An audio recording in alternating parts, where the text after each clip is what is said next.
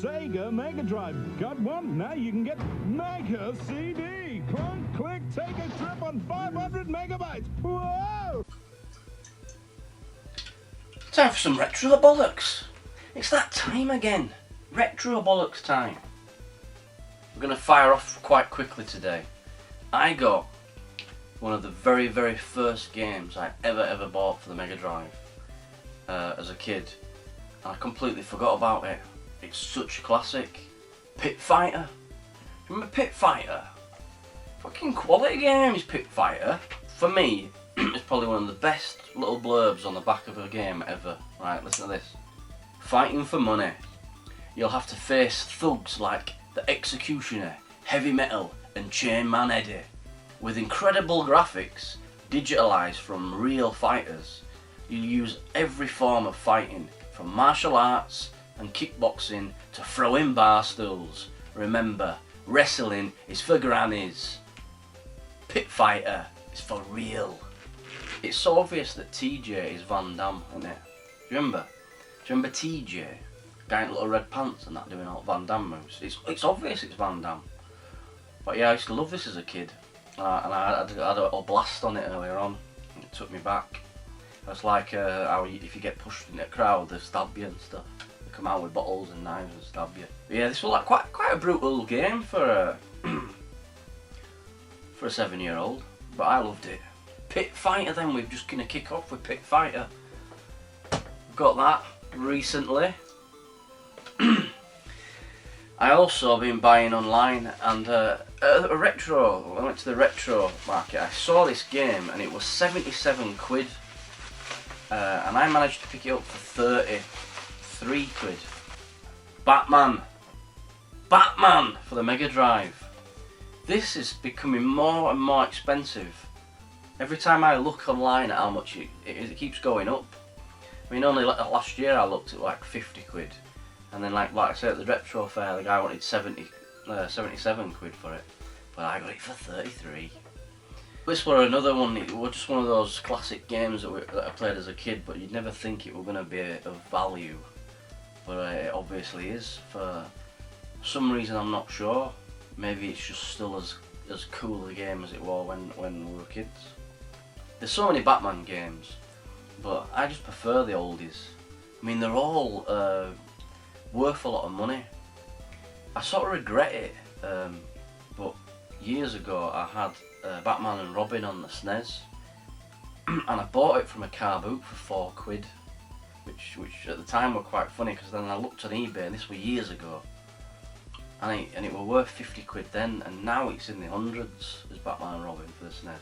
Most Batman games are, but there you are, look, Batman coming in at number 2. Nice little snipe on eBay in the early hours of the morning. Oh God, need to put some coke in that. That is lethal. Oh, have another blast. Whoa! That's what we're talking about, innit? Put hairs on your chest. Right, I've been buying PlayStation games as well this week. I've had some good ones. Tenshu, Stealth Assassins. You know Tenshu. Live by honour, kill by stealth. This was a masterpiece game for the PlayStation. I think it was 97 on it, or 98 this came out. This was like one of those games I would have spent hours on. You know, the old guy teaching you. You must be prepared spiritually and physically. Quality. Prowl and strike with lethal precision as ninja assassins. Rikimaru and Ayame in the shadowy world of feudal Japan. Armed with mystical weapons and sheer cunning, you must shed blood with discretion and move without detection, for only the unseen survive. This was just a brilliant game though, you know, like just for stealth and stuff, but a good story as well. Yeah, I used to like Tenshu purely because it were an 18 and it was ridiculously violent. You just chop them up and stuff. because I just loved the vibes. And I've just realised there, look, Tenchu was made by Activision. Now, I never knew that. Tenchu Stealth Assassins then, coming in, number 3. I was at the car boot, and there was this woman there, this old woman, and she was just having a car boot, right? Even though it's not an antiques fair, there were some other randomers there just having proper car boots, you know, out of the loft shit.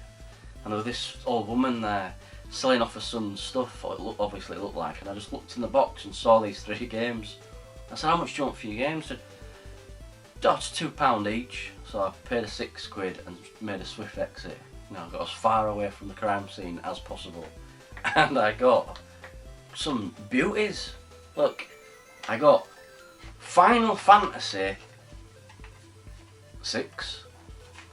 This is worth 40 to 50 quid online, so that's why I was trying to get out of there quickly, unless the son had gone to get a coffee or something.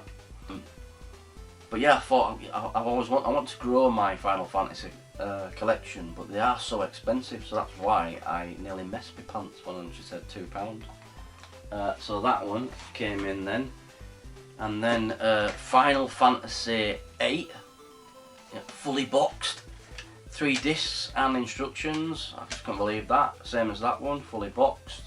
This is the one I've not actually played. I've not played part 8, so it will be interesting to give that a whirl. So there we are with Final Fantasy 8. And then I got one that I don't really know much about, but when I looked online it was also worth 50 quid, or nearing 50 quid, 45 quid. And that's Digimon. Digital Monsters Digimon. I've not actually heard of it, which is unlike me, because I think it is a poor man's version of Pokemon, but I might be wrong. It might be actually part of the franchise. So anyone who knows anything about this game, leave it in the comments below, because I know nothing about it. But yeah, Digimon, then that's an interesting one that I picked up there. Not entirely sure what that is. Yoshi's Island DS. Now, anyone who's a Mario fan, Yoshi's Island is it's a gem in it. It's a masterpiece. But I just predict that these games are going to be worth a fortune. These old classic Nintendo ones. It's just Mario basically, but Yoshi eating shit and spitting it out. That's what he does. He eats spit and he shits it out. No, he didn't shit it out, he spits it out. What am I on about? Right then, so a Pro CD Mega CD adapter thing arrived, so now I can play American games and Japanese games on my Mega CD. So that's quality. It's just basically a card that you stick in the top, which leaves me to my new arrivals. It's new arrivals day, but I've only got the 2. But this came. I liked these as a kid. Sega Mega CD, Sherlock Holmes, Consulting Detective. This is in 2 volumes. I'm gonna get the other one. The next one you get a little newspaper and it's got all the. Yeah, I'm getting a geek on now, aren't I? It's a little newspaper. And it's set in like 1800s and it's all like, and then you just go through it like a geek and try to figure out who the murderer is. 1993 this came out. Back in the day, 12 years old, or 12 years old. Jurassic Park was on the cinema. Yeah, I remember it well. 1993. Do you know, this almost looks like a fucking copy. It just looks really shit quality, or maybe it just was shit quality in them days and I never knew. I'll tell you what I'm going to do, I'm going to investigate this further. Look at this, it's a detective game and I'm investigating whether it's genuine or not. It's what we used to do. I'll tell you if it's genuine or not. Yeah, it's genuine. It's genuine. Okay then, my suspicions are over. It's a genuine game. Yeah, there we go then. Sherlock Holmes, Consulting Detective. So my 2 final games then, Sega CD games, and the first one is Sewer Shark. I got this one on eBay. Yeah, it's just like a shooting game. merged with live action video in extremely poor quality. You're gonna love it, aren't you? It's retro, it's retro. And then the next one is an absolute classic, Ground Zero Texas for the Sega Mega CD. And this is like the full live action, very much like the Night Trap where you've got to save the girls from being mutilated. This one is all about aliens. So there, look, stand by for the most explosive close encounter ever. Alien invaders have infiltrated a small Texan town. As tactical field expert, you've got the whole place wired from audio to video and control a crude weapon system. So your only hope is to locate the alien arms cache and throw them a welcome party, Texas style. So yeah, it's basically like a sci-fi themed game. Box is a bit fucked, but I don't care because I have Ground Zero Texas for £12 rather than £70. So yeah, I have been busy buying, as you can see. If you'd like to subscribe, please do so.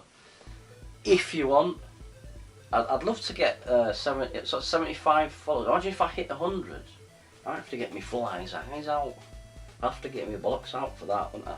If I hit 100 followers, that'd be quite impressive, I think. I think that's what I'm aiming for. Try and get 100 people to listen to me talk shit and bore them to death. That's what we're after. 100 subscribers.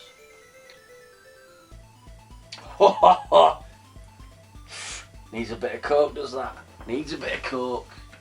It's been sat there in that bottle now. I've had it in that bottle for maybe 6 years. That Jack Daniels. Does it go off Jack Daniels? I don't know.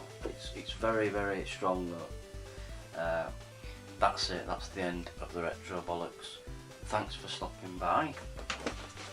Thanks for stopping by.